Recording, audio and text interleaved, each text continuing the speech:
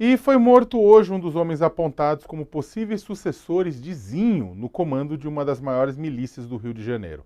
Antônio Carlos dos Santos Pinto, conhecido como Pete, de 44 anos, foi assassinado a tiros na comunidade Três Pontes, em Paciência, na zona oeste da cidade.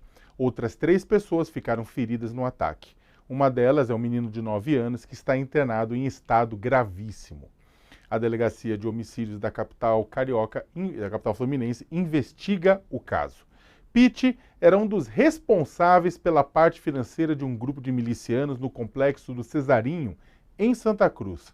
O grupo era liderado por Zinho, que está preso desde o último domingo após se entregar à Polícia Federal.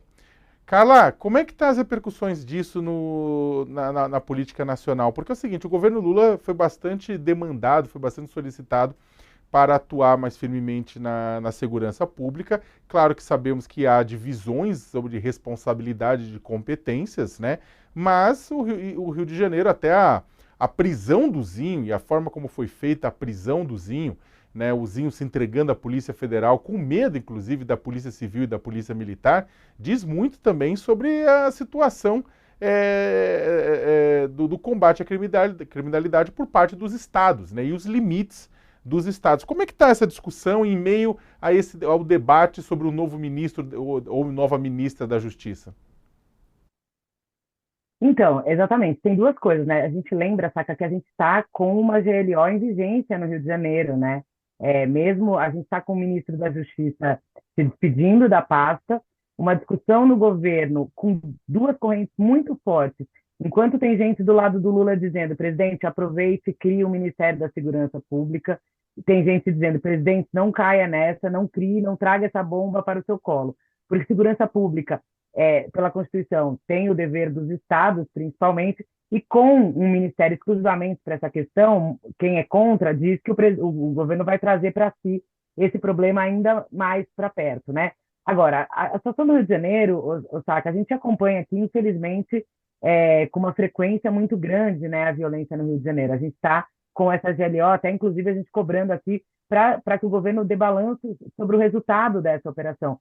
E aí a gente vê o domínio da milícia, porque essa milícia, essa questão da sucessão entre a milícia, a gente vê antes do Zinho, era o irmão dele, o chefe, e agora é uma questão do sucessor tentando buscar a chefia do comando do crime, né? Enfim, e isso, todo mundo sabe essa história, né? Aquela coisa que às vezes a gente vê as matérias do chefe do tráfico tá ali, e como é que não consegue desmantelar isso? É um problema muito grave, é um problema estrutural do Rio de Janeiro, do país, essa questão não é simples de ser resolvida. E aí, é claro, a gente tem o ministro Flávio Dino fica, pelo menos, né, 8 de janeiro ele continua ministro da Justiça, deve ficar em janeiro ainda um tempo, fazendo esse processo de sucessão, e enquanto isso o governo avaliando, o presidente Lula avaliando a necessidade ou não, a efetividade ou não dessa separação de pasta. E aí, de novo, quem aparece nos cotados que a gente tem aí para essas pastas, a gente tem a atuação, pelo menos pública, né, muito forte do Ricardo Capelli, que é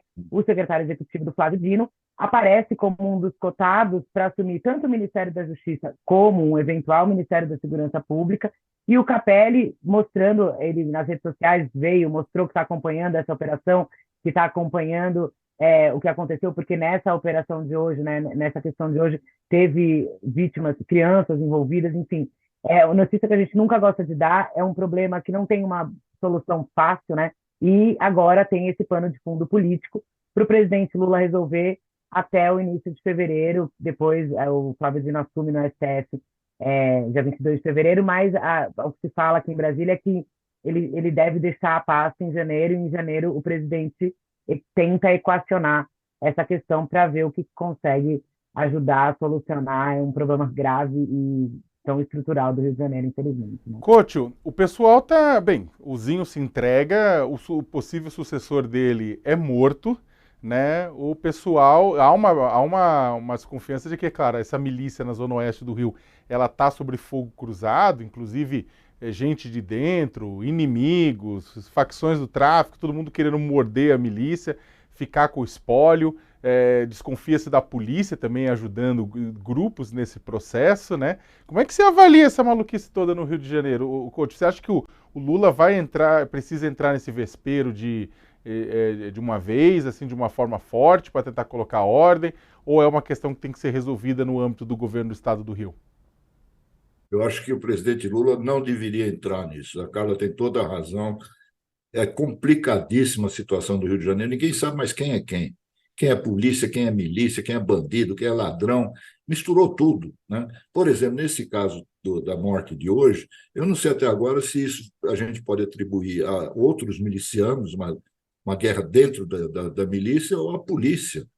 Pode ser qualquer coisa, né? E eu acho que a presença da Polícia Federal nesse momento no Rio de Janeiro é muito importante, porque a prisão do Zinho pode levar, inclusive, ao esclarecimento da morte da Marielle. Muita gente está botando fé nisso. Mesmo que ele não tenha nada a ver diretamente, ele sabe quem foi que mandou, né? E o que a Carla falou também, que eu acho que está correto, quem cresceu muito nas cotações aí, para quem vai para o lugar do Flávio Dino, é o Ricardo Capelli, que já tinha mostrado serviço no começo do ano, no 8 de janeiro, quando ele assumiu a intervenção na segurança pública em Brasília. Depois, quando teve a crise no GSI, ele assumiu interinamente o GSI.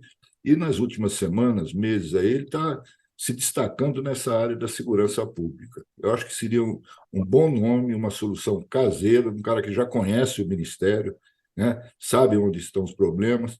Então, seria uma coisa boa para o presidente Lula manter o Capelli lá. Fala, cara.